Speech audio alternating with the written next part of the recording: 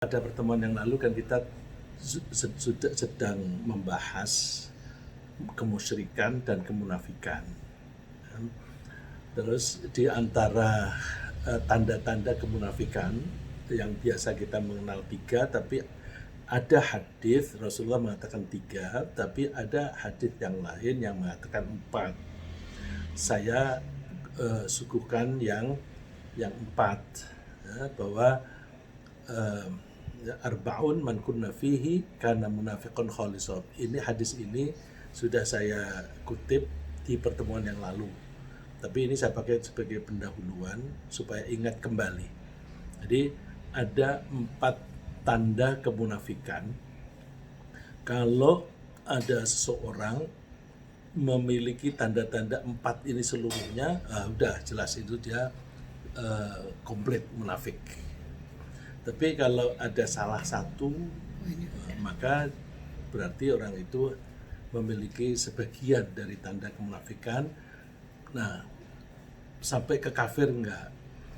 Kalau tanda kemunafikan ini sampai berbasis di akidah, di pendirian atau di keyakinan, atau dengan kata lain dengan keimanan, maka dia otomatis keluar dari Islam atau bisa dianggap kafir, ya, dianggap kafir.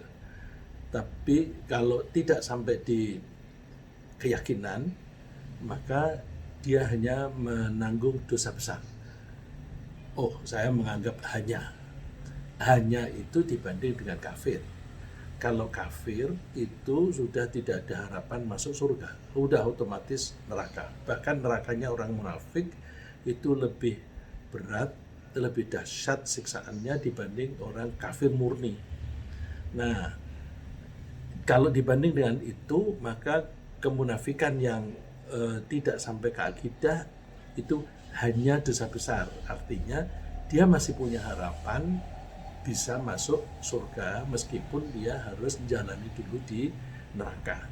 Tentu kan kita tidak ingin, ya. Jadi kita belajar ini tidak untuk menuduh-nuduh orang, sekali lagi saya seringkali mengatakan itu, tetapi untuk membenahi diri kita, untuk membersihkan hati kita.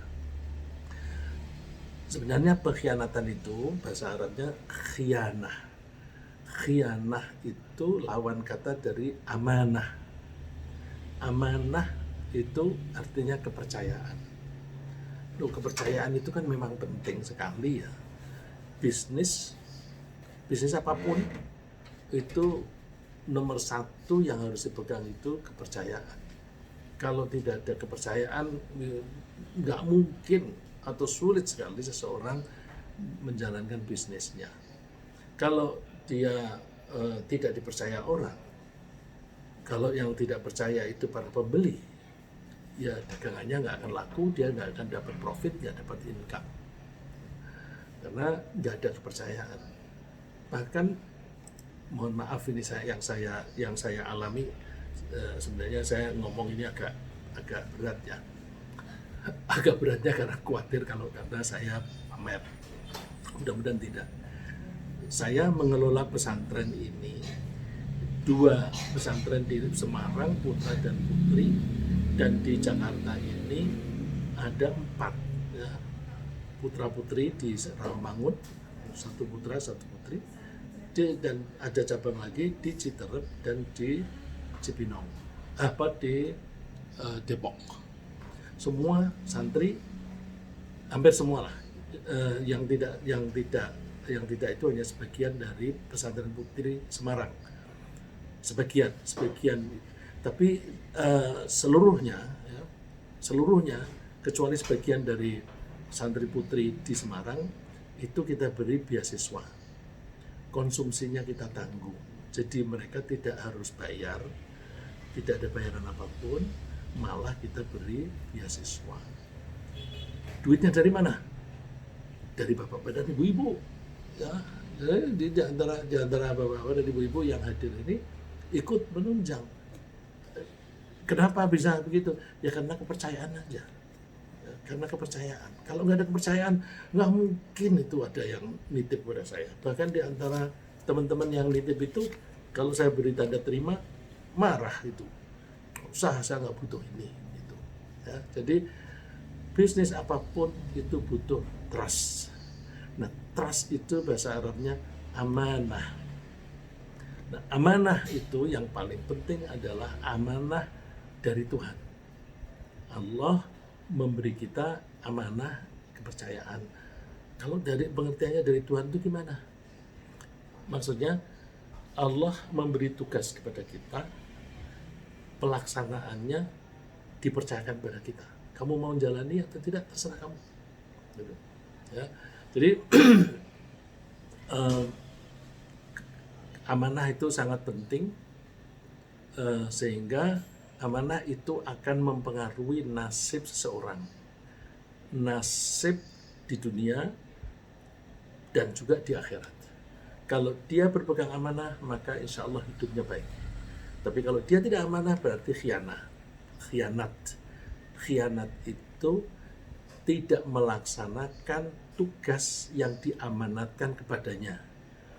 Baik tidak melaksanakannya itu sebagian atau seluruhnya, apalagi seluruhnya. Ya. Jadi saya ulang, khianat itu tidak melaksanakan tugas yang diamanatkan kepada dia dengan kepercayaan. Baik tidak melaksanakannya itu seluruhnya atau sebagian. Jadi kalau ada seorang guru atau dosen ditugasi untuk mengajar di suatu perguruan tinggi dengan rincian apa yang harus dilakukan ini dan sebagainya. Dan guru itu tidak hanya mengajar, tidak ada transfer of knowledge, tapi juga membina karakternya, terus juga membuat evaluasi. Kalau misalnya dia yang ditugasi mengevaluasi tapi tidak pernah mengevaluasi, ya berarti dia tidak melaksanakan tugas secara sempurna. Dia sudah berkhianat itu. Dia sudah berkhianat. Ya. Jadi pengkhianatan dari kata khianah, kalau bahasa Arab itu khianah. Nah, kalau bahasa Indonesia diadopsi berkhianat, itu kata kerja kan, bendanya atau gerund dalam bahasa Inggrisnya itu pengkhianatan. Ya. Pengkhianatan yang dalam bahasa Arab disebut khianah adalah pelanggaran terhadap kepercayaan atau amanah yang diberikan kepada seseorang oleh pihak lain. Pihak lain itu bisa Allah, bisa orang lain atau lembaga. Tugas untuk melaksanakan amanah untuk melaksanakan suatu tugas. Pelanggaran terhadap kepercayaan bisa berarti tidak melaksanakan seluruh atau sebagian dari tugas yang dipercayakan kepadanya. Konsekuensinya kalau orang itu diberi amanah, nah amanah itu kalau misalnya tapak tangan, kalau di sini ada amanah, maka di sini ada responsibility, ada tanggung jawab. Silakan kamu sholat 5 kali sehari. Cara melaksanakannya terserah kamu. Nah, ketika dipercayakan seperti itu, maka di sisi lain yang tidak bisa dipisahkan adalah tanggung jawab. Nah, tanggung jawab itu isinya adalah kalau kamu melaksanakan, kamu mendapatkan insentif, tapi kalau kamu tidak melaksanakan, kamu akan mendapatkan risiko. Risiko itu bisa di dunia dan akhirat. Bisa risiko di akhirat saja. Dan kalau di dunia, seseorang yang tidak melaksanakan tanggung jawabnya dengan baik atau dia tidak menjaga amanahnya, maka reputasi dia pasti buruk. Karena orang yang tidak beramanah, yang berkhianat itu dia mangkir, tidak melaksanakan tugas dengan baik, maka reputasi dia buruk. Kalau janji tingkar juga. Terus kalau misalnya dipercayakan membangun suatu bangunan, misalnya membangun jembatan dengan biaya 200 miliar. Terus dia kurangi. Nah, itu berarti dia berkhianat. Nah, itu reputasinya sudah buruk. Kalau reputasinya buruk, maka kepercayaan tidak ada lagi kepada dia. Jadi orang yang menyandang reputasi baik dengan melaksanakan amanah akan memperoleh kemudahan dalam kehidupan bermasyarakat. Sedangkan orang yang menyandang reputasi buruk akan mengalami banyak kesulitan dalam kehidupan. Dengan demikian, pengkhianatan itu menghinakan diri sendiri. Karena dia bisnis tidak laku, dia menjadi miskin. Nah, miskin itu kalau memang tidak ada, dia minta-minta.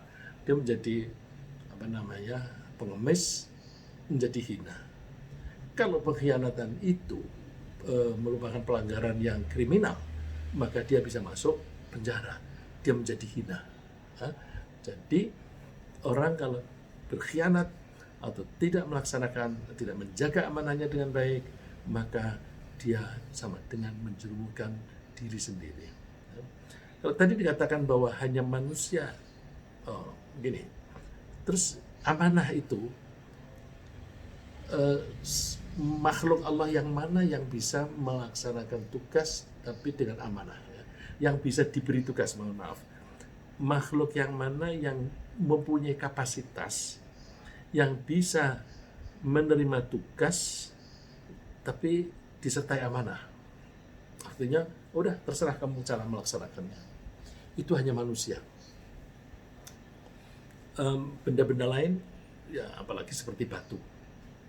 Batu itu kena hukum gravitasi misalnya. Kalau dia berada di atas dan tidak ada yang mengganjalnya, kebetulan bentuknya bulat, maka batu itu akan menggelinding ke bawah, taat kepada hukum gravitasi. Hukum gravitasi yang membuat Allah. Berarti ketika batu menggelinding, itu dalam rangka taat kepada Allah, taat kepada ketentuan Allah bahwa batu harus mengikuti hukum gravitasi. Nah, dia nggak bisa menolak. Tempatnya miring, dia bulat, tidak ada yang mengganjal, terus dia mau mogok di jalan, nggak bisa. Nggak punya pilihan. Nah, karena nggak punya pilihan, maka nggak ada risiko. Nggak ada risiko dosa. Nggak ada risiko masuk neraka. Tapi kalau tidak ada risiko, juga nggak ada opportunity.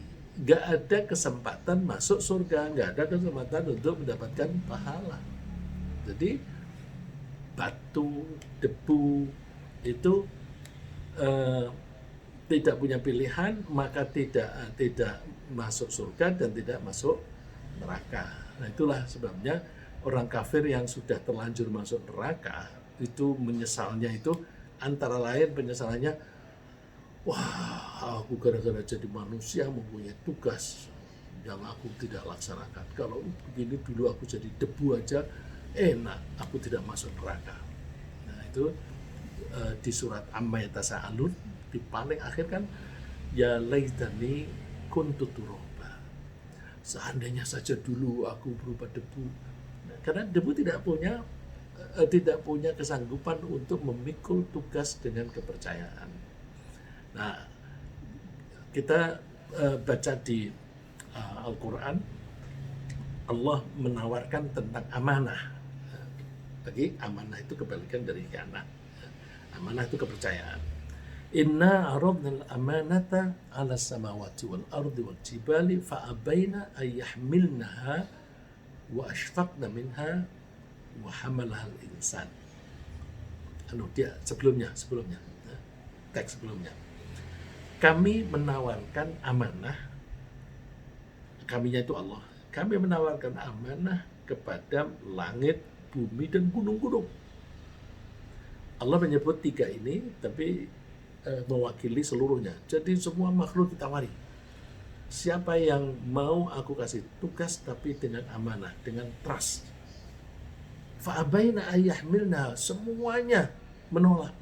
Enggak sanggup. Wa ashfaqna minha, bahkan mereka itu takut. Takutnya apa? Takut tidak perform. Karena kalau nggak perform, dia ada risiko. Tapi wahamalah hal insan, manusia yang mau mengambil tugas itu. Manusia siapa ini? Manusia yang mewakili kita yaitu Nabi Adam. Manusia mengambil. Kenapa? Dia kan cerdas. Kalau ada opportunity, kenapa nggak kita ambil? Kan kita bisa ada kesempatan untuk masuk surga. Kalau dibilang kan ada risiko. Risiko itu kan kalau kita melanggar. Ya kalau dalam bisnis, misalnya kamu jual beli saham, itu risikonya kan tinggi. Ya, risikonya tinggi. Tapi kan opportunity-nya juga tinggi, gitu. Bisa dapat keuntungan yang besar dalam waktu pendek. Tapi ada risiko kamu bisa bangkrut. Nah, mereka bilang risiko kan bisa dikalkulasi, bisa diperhitungkan, bisa dihindari. Ya. Mereka menyebutnya calculated risk. Jadi sebenarnya risiko masuk neraka itu juga calculated. Asal kita tidak melanggar, ya nggak apa-apa. Asal kita tidak berkhianat, ya nggak apa-apa. Nggak apa-apa. Nah, innahu kana zaluman jahula. Cuma umumnya manusia itu zalim, menganiaya diri sendiri dan bodoh. Kenapa zalim? Lu udah tahu bahwa ada opportunity, ada kesempatan masuk surga, kok milih neraka? Itu kan menyia-nyiakan diri sendiri. Dan kalau dia memilih yang sengsara, memilih risiko daripada opportunity, ya jahula, bodoh dia. Nah, ini kecenderungan kebanyakan orang. Mudah-mudahan kita tidak termasuk yang kebanyakan orang itu. Kita masuk yang minoritas, nggak apa-apa, tapi minoritas baik. Ya. Jadi kita tidak takut dengan minoritas. Itu bilang aneh. Ya kalau suatu saat umumnya orang pada berkhianat, kita menjadi aneh. Memang kalau secara matematika, kalau umumnya orang itu melakukan pelanggaran, kita nggak melanggar, kita aneh. Dan kalau ada suatu lembaga mayoritas itu korupsi, terus ada orang tidak korupsi, satu begitu, aneh, nggak apa-apa aneh. Ya, karena memang agama Islam itu suatu saat akan menjadi aneh karena suatu saat ada hadisnya, saya tidak sempat mengutip di sini, bahwa nanti akan ada suatu saat bahwa orang-orang yang berkhianat justru dipercaya. Orang yang jujur malah tidak dipercaya. Itu ada masa seperti itu. Nah, saya khawatir nih, jangan-jangan kita sekarang ini sedang pada posisi itu, ya, pada posisi itu. Jadi orang yang suka maling dipercaya, tapi yang nggak maling nggak dipercaya. Mudah-mudahan kita terbebas dari itu. Nah, kenapa kok bisa begitu? Bisa. Orang-orang kalau saya jadi penguasa, saya punya otoritas di level suatu level begitu. Saya ingin mencari pendukung. Nah, caranya gampang, injek kaki. Nah, ya injek kaki gimana?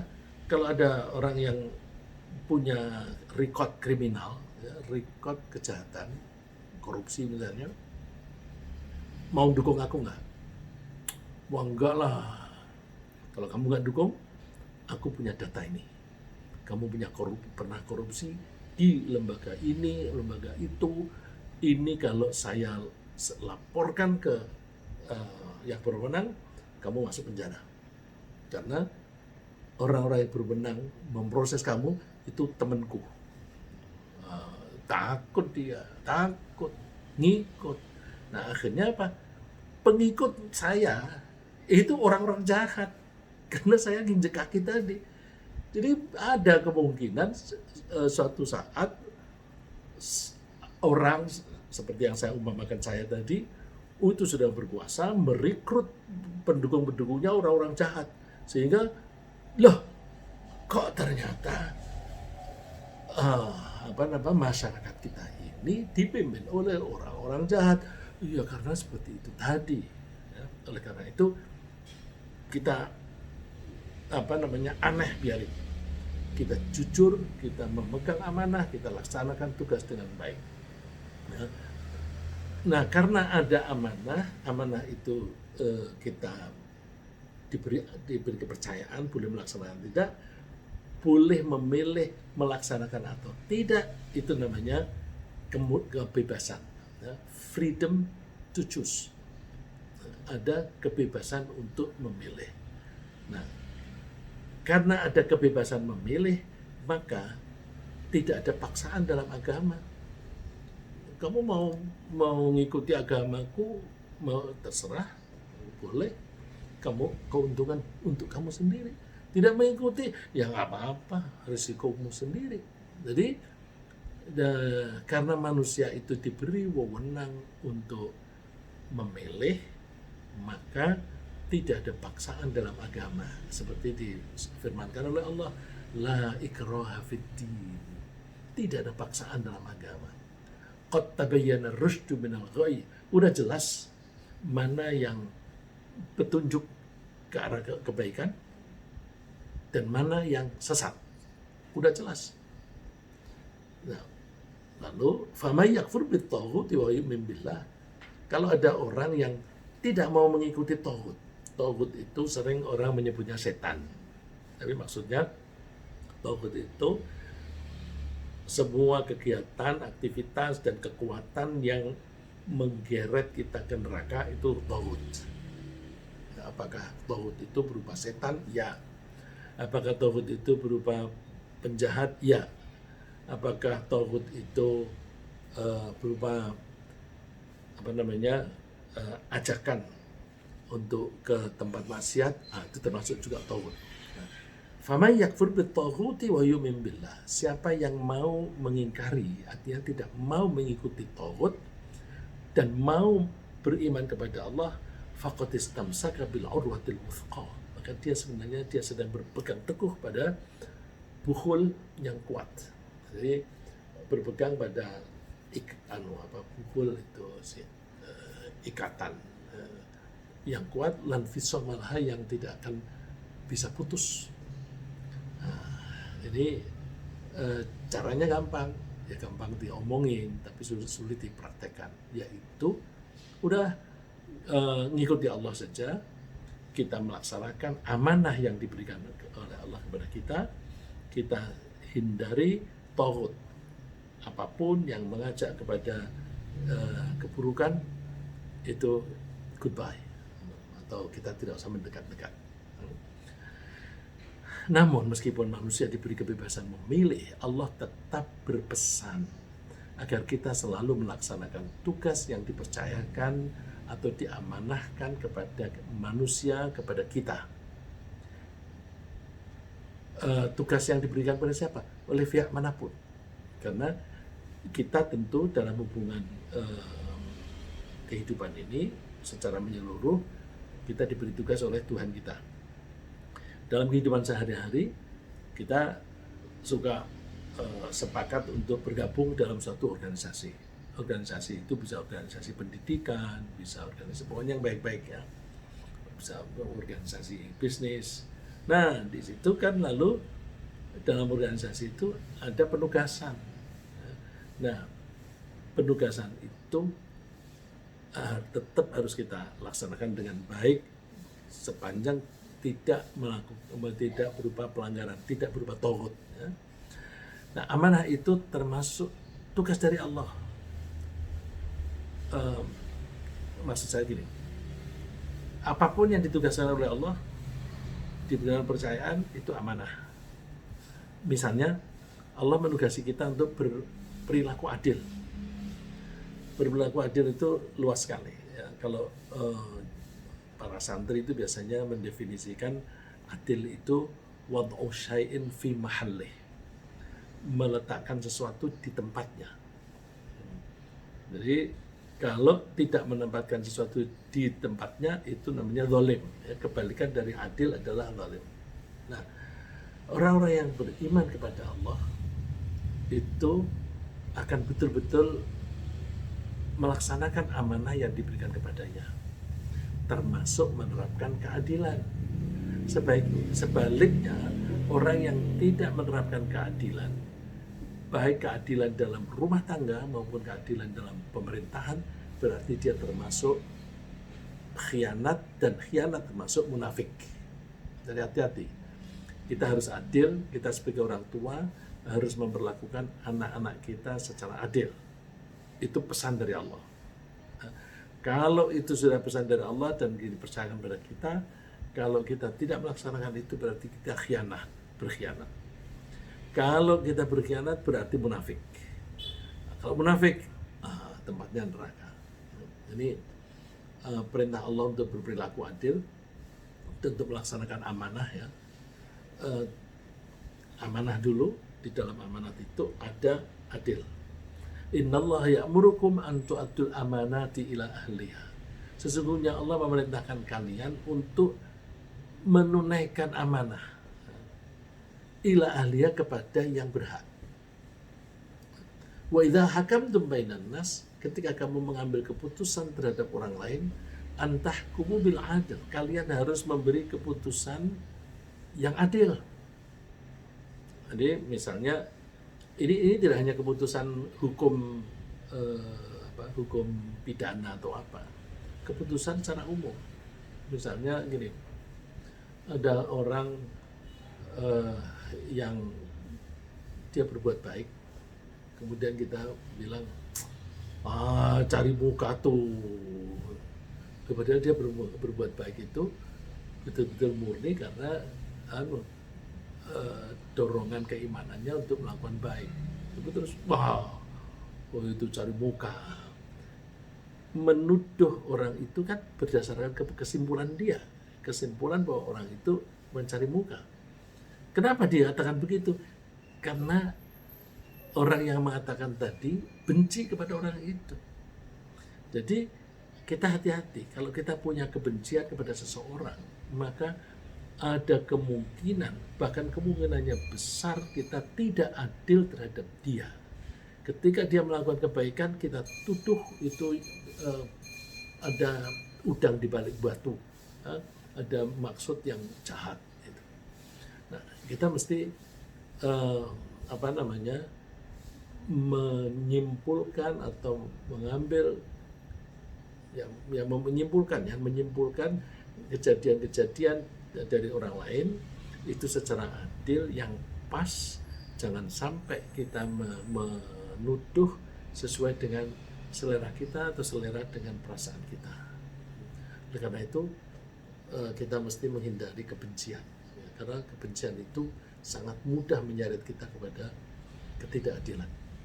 Innallaha ni'ma ya'idzukum bih. Allah itu sebaik-baik yang memberi nasihat kepada kalian. Innallaha kana sami'an basira. Sesungguhnya Allah itu Maha mendengar dan Maha melihat.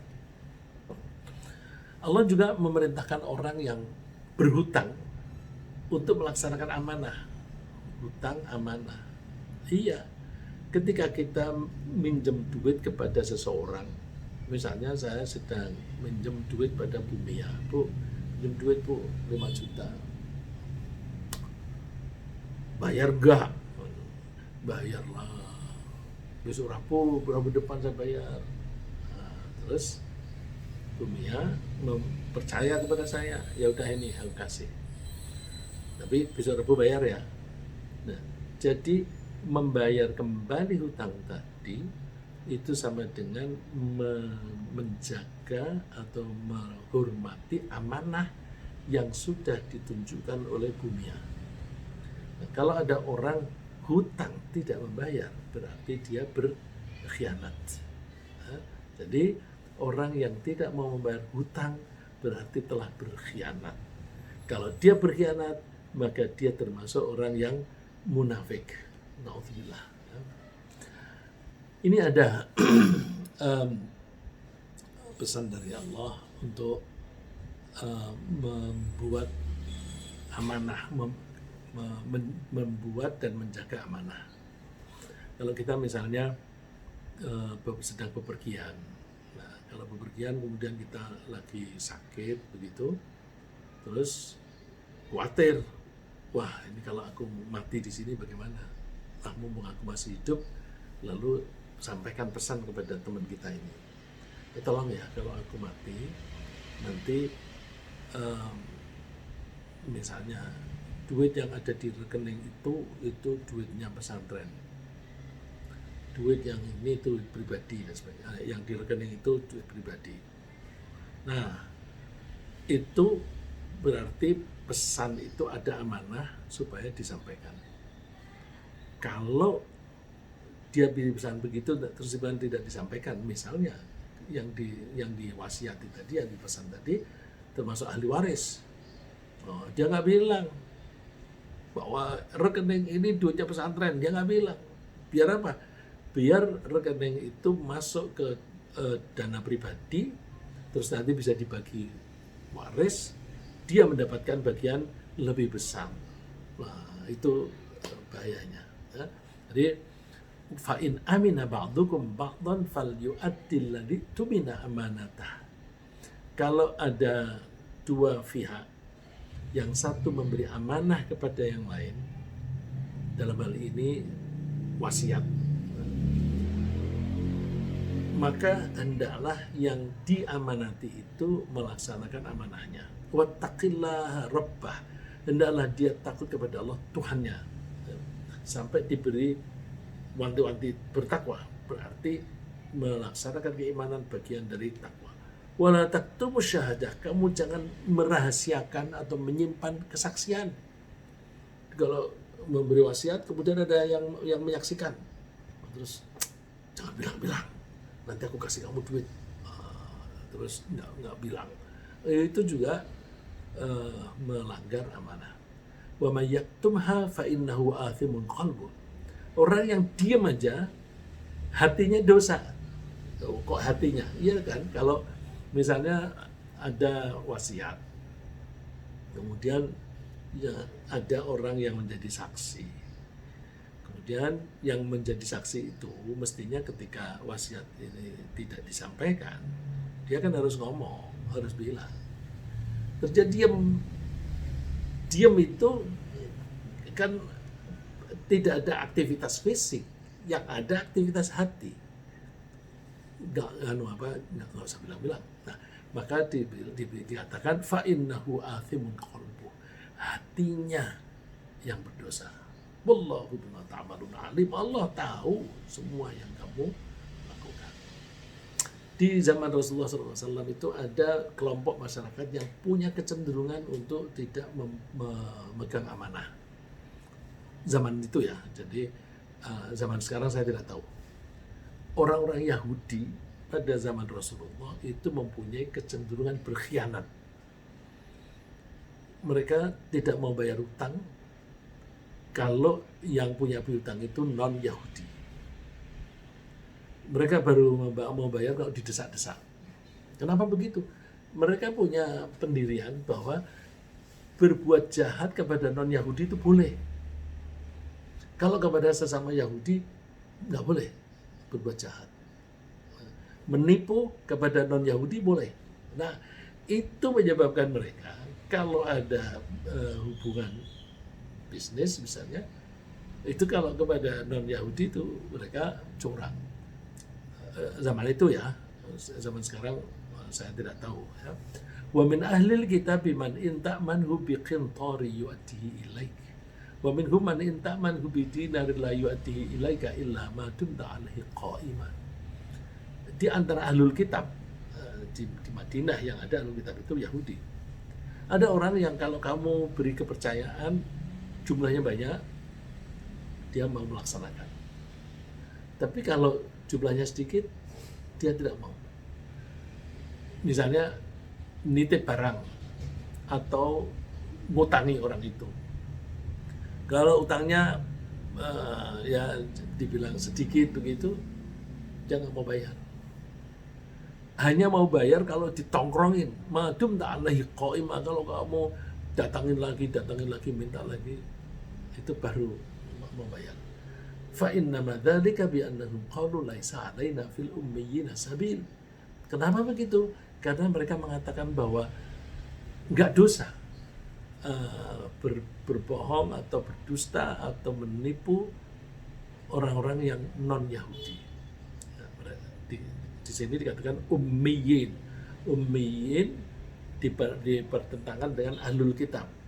Ahlul kitab itu umat atau kaum masyarakat yang pernah diberi kitab oleh Allah. Kalau pernah diberi kitab berarti mereka baca tulis. Nah, orang yang belum pernah menerima kitab dari Allah itu disebut ummiyin. Ummiyin bahasa sehari-hari artinya buta huruf. Jadi di sini sebenarnya bukan buta huruf, tapi maksudnya orang-orang yang tidak menerima kitab. Karena itu Allah melarang manusia berkhianat atau melanggar amanah yang dipercayakan kepada mereka, terutama amanah dalam melaksanakan tugas yang diberikan oleh Allah. Nomor satu Allah, yang diberikan oleh Allah dan Rasulnya, dan juga yang diberikan oleh orang lain. Misalnya, seorang yang tidak melaksanakan sholat 5 kali sehari berarti dia telah berkhianat atau melanggar amanatnya. Demikian juga seseorang yang tidak mau menunaikan zakat, dia tidak melaksanakan amanat. Karena yang memberi tugas zakat adalah Allah dengan kepercayaan. Kepercayaan membayar zakat itu sampai ke jumlahnya, hitung sendirilah. Jadi membayar zakat itu misalnya ketentuannya 2,5% atau 5%. Berapa ini jumlahnya? Hitung sendiri. Itu kalau bahasa pajak disebut self assessment. Bayar pajaknya berapa? Hitung sendiri. Tapi kalau di pajak kan suka ada petugas yang meneliti kembali. Wah, ini nggak benar nih, salah hitung. Ada yang negur. Tapi kalau zakat nggak ada yang ngawasi seperti itu. Jadi, kalau ada yang ngawasi begitu enak itu, dan insya Allah makmur, karena semua orang yang kaya itu berbagi sebagian dari hartanya untuk orang miskin. Jadi nggak ada orang miskin. Nah, kalau pajak, tapi pajak itu kan petugasnya bisa bisa kong kali kong. Itu kan ada dulu petugas pajak yang mendekam di penjara lama-lama. Nah, itu kan wah ini Pak, ada kurang bayar. Tung. Nah, kalau kurangnya itu 20 miliar. Kalau perusahaan besar kan bisa bayarnya ratusan miliar. Kurang 20 miliar. Nah, terus biasanya petugas itu, ini saya bantu ya Pak. Nah, dibantu bagaimana supaya tidak bayar 20 miliar. Kekurangan sebenarnya 20, terus dibuat tatik hanya membayar 10 miliar, ada keuntungan 10. Nah, nanti 10-nya dibagi 2. Nah, kamu 5, aku 5. Itu apa namanya? Bisa diajak kerjasama begitu. Tapi kalau zakat nggak ada di dunia ini, tapi nanti ketika kalkulasi tidak ada tawar-menawar. Demikian juga seorang yang tidak beriman kepada Allah sebenarnya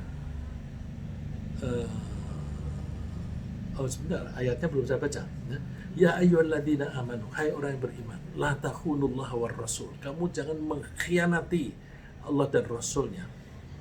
Wa takhunu amanatikum, dan kalian jangan mengkhianati amanat kalian atau kepercayaan yang diberikan kepada kalian. Wa antum ta'lamun, padahal kalian itu mengetahui.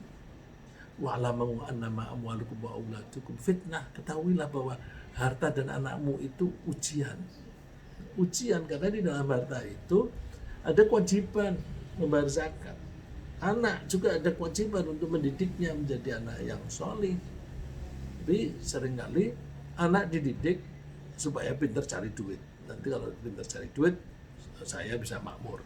Nah, misalnya begitu. Nah, kita diwanti-wanti supaya tidak melanggar amanah.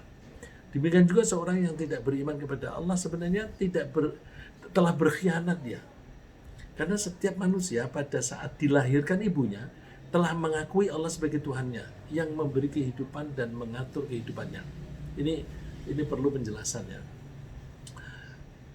Coba ayatnya kita baca dulu. Wa idh akhadha rabbukum min bani Israil wa idh akhadha rabbuka min bani adama min dzukurihim dzurriyyatahum wa asyhadahum ala anfusihim.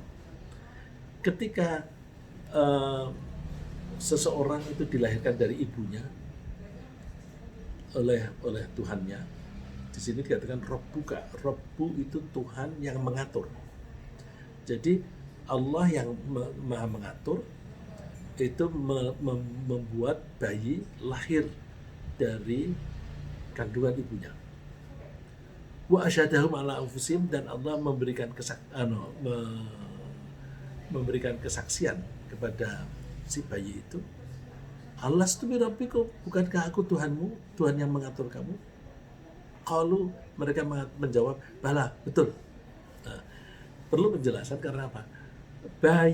Setiap bayi yang lahir itu diberikan kesaksian macam ini. Kapan bicaranya? Ini bukan bicara pakai lesan, bukan oral language, tapi body language.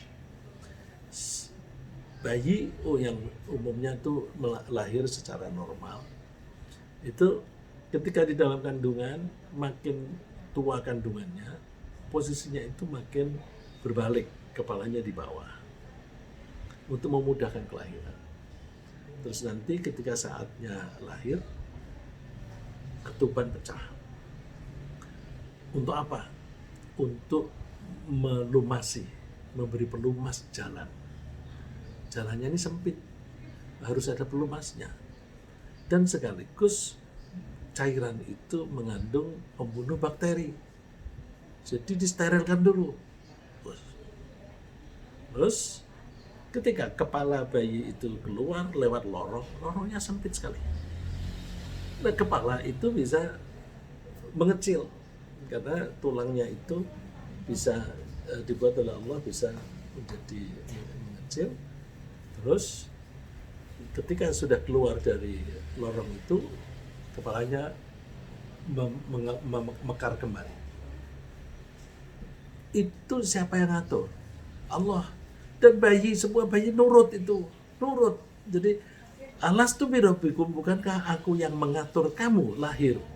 Kepalamu besar sehingga tapi kamu bisa keluar. Jalannya sempit tapi kamu lancar karena ada pelumas dan sebagainya. Kan sudah diatur. Maka pengakuannya bala. Betul. Nah, betulnya itu apa? Nurut tadi.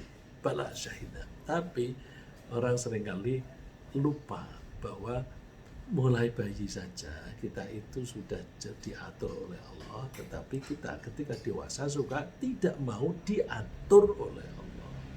Nah, tidak mau diatur oleh Allah itu namanya khianat. Ya. Lagi contoh orang yang berkhianat dengan kekafirannya. Ini contoh orang ya. Ada orang yang berkhianat. Ini enggak tanggung-tanggung. Istrinya Nabi. Ada 2 istri Nabi yang berkhianat. Yaitu istrinya Nabi Nuh dan istrinya Nabi Lut. Allah menceritakan itu di surat Tahrim. Daraballahu mathalan lil ladzina kafaru imra'ata Nuh wa imra'ata Lut. Allah memberikan perumpamaan orang yang kafir itu istrinya Nabi Nuh dan istrinya Nabi Lut. Kanata tahta 'abdaini min 'ibadina shalihaini fa khanatahuma. 2 wanita itu di bawah bimbingan dan tanggung jawab 2 orang yang solih. Nabi, tapi kedua-duanya berkhianat. Nah, berkhianatnya apa? Jangan diartikan macam-macam. Oh, serong. Oh, enggak. Mereka tidak melakukan serong. Karena istri Nabi itu enggak ada yang serong. Tapi dosanya lebih besar daripada serong. Serong dalam perkawinan. Kafir. Jadi di bagian depan tadi kan lilladzina kafaru, orang yang kafir. Jadi berkhianat ini tidak mengikuti agamanya Allah dan tidak mengikuti ajaran suaminya. Nah, karena mereka berkhianat, falam yughniya anhum minallahi syai'a, Allah tidak bertanggung jawab kepada mereka masuk neraka. Waqila, dan mereka dikatakan, dipersilahkan udkhulan nar ma'ad dakhilin. Silakan kalian berdua masuklah ke neraka bersama orang-orang lain. Nah, orang yang tidak mau menggunakan Al-Quran juga berkhianat. Kenapa? Allah menurunkan Al-Quran itu kan supaya kita menggunakannya sebagai pedoman, supaya kita bisa berperilaku yang baik. Tapi Allah ketika memberi tugas itu ya dengan amanah. Ya udah, aku sudah turunkan, terserah kamu pakai apa enggak. Dan ketika Allah memberi Al-Quran itu dari waktu ke waktu selalu ada saja ajakan entah saudaranya atau orangnya atau ustadz untuk belajar Al-Quran. Tapi dia tetap nggak mau. Dia seperti bapak dan ibu-ibu dan sekarang ini mau mempelajari kandungan Al-Quran. Ya, mungkin diajak temannya atau mungkin memang minat kemudian pas. Nah ini ada si sarana-sarana untuk mengajak ke sana, tapi banyak orang yang tidak mau. Nah, orang yang tidak mau menggunakan Al-Quran sebagai sumber hukum juga termasuk berkhianat. Sumber hukum itu hukum apa saja. Hukum itu bisa hukum yang kita ketahui sebagai hukum. Hukum itu bisa juga berarti keputusan. Kita dalam perilaku sehari-hari kan mengambil keputusan dulu. Kesimpulan terus kita putuskan. Kita memutuskan melakukan apa. Nah, itu sebelum kita mengambil keputusan mestinya kita merujuk dulu kepada Al-Quran. Aku lapar. Makan. Nah, itu kan makan itu keputusan. Dan kalau itu keputusan, pakai Quran dulu. Apa itu? Jangan mengambil hak orang lain. Jangan mencuri. Terus makanan yang dimakan harus substansinya itu yang baik, jangan yang diharamkan oleh Allah dan sebagainya. Nah itu pedoman Quran itu kan pendek aja dan sifatnya umum, maka tidak sulit. Nah karena Allah telah memerintahkan kita orang yang beriman itu mengambil keputusan berdasarkan Al-Quran atau berdasarkan wahyu, maka orang yang tidak melaksanakan itu berarti berkhianat. Coba firman Allah, Inna anzalna ilaikal kitaba bil haqqi litahkuma bainan nasi bima arakallah. Kami telah menurunkan kitab kepadamu supaya kamu bisa mengambil keputusan di antara manusia dengan apa yang Allah telah memberitahukan kamu dari Al-Quran itu. Wala takul lil khainina khasima, kamu jangan membela orang yang berkhianat, orang yang tidak mau menggunakan terus dibela, jangan. Nah orang-orang yang berkhianat itu di samping terancam masuk neraka di akhirat juga akan mengalami banyak kesulitan di dunia, karena khianat bisa menghilangkan kepercayaan di antara para anggota masyarakat dan seringkali menimbulkan trauma kejiwaan. Trauma kejiwaan itu dari kapok itu loh. Pembeli, pemasok dan investor misalnya tidak akan mau lagi berhubungan dengan pengusaha yang suka berkhianat atau melanggar kepercayaan yang pernah mereka berikan. Sebaliknya, orang yang mau selalu menjaga amanahnya akan mengalami kemudahan-kemudahan dalam hidupnya karena mereka disukai oleh banyak orang. Ada contoh orang yang selalu menjaga amanah, Nabi Musa. Nabi Musa itu ditengarai sebagai orang yang bisa dipercaya.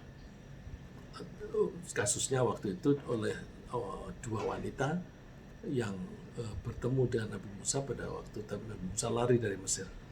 Nah, karena Nabi Musa itu orang yang bisa dipercaya, nah, ini contoh kecil. Semula kan wanita itu diutus bapaknya supaya memanggil Nabi Musa. Bapakku memanggil kamu akan memberi kamu upah. Terus dua wanita salah satu dari wanita itu yang jemput terus berjalan di depan. Nabi Musa nggak bisa berada di belakang karena dia bisa menjadi tertarik pada kecantikan orang itu. Terus dia dia berjalannya di depan. Nah, ini kan dia menjaga amanah dari Allah. Nah, terus si wanita ini menengarai dia menjaga amanah. Lalu dia bilang kepada bapaknya, "Pak, angkat dong jadi pegawai." Dia kan orangnya kuat dan menjaga amanah. Qalat ihdahuma ya abati istajir. Salah satu di antara dua wanita itu bilang pada bapaknya, pekerjakanlah dia, ya, employ-lah dia. Inna khaira man istajartal qawiyul amin. Orang yang paling baik untuk dijadikan pekerja adalah orang yang kuat dan bisa dipercaya. Contoh lain, jauh sebelum Nabi Musa ada Nabi Yusuf. Nabi Yusuf itu waktu masih muda itu dia dituduh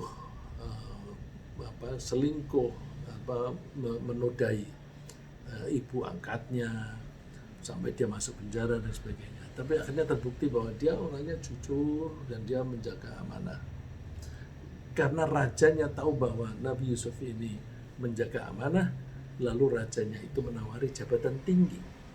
Wa qala al-maliku tuni bihi astakhlisu li nafsi falamma kallamahu. Jadi ketika tahu dia di penjara tapi tanpa salah, panggil. Aku mau merehabilitasi dia.